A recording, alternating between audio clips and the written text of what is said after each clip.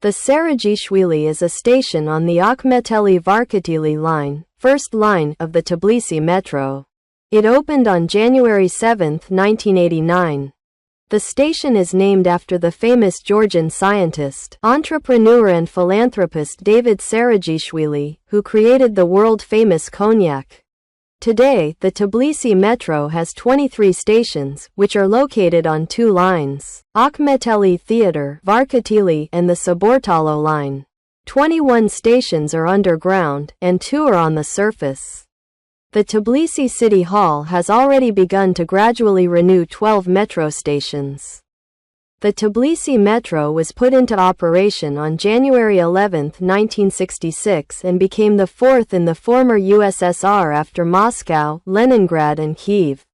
The Tbilisi Metro is the pride of Georgia. Welcome to Georgia.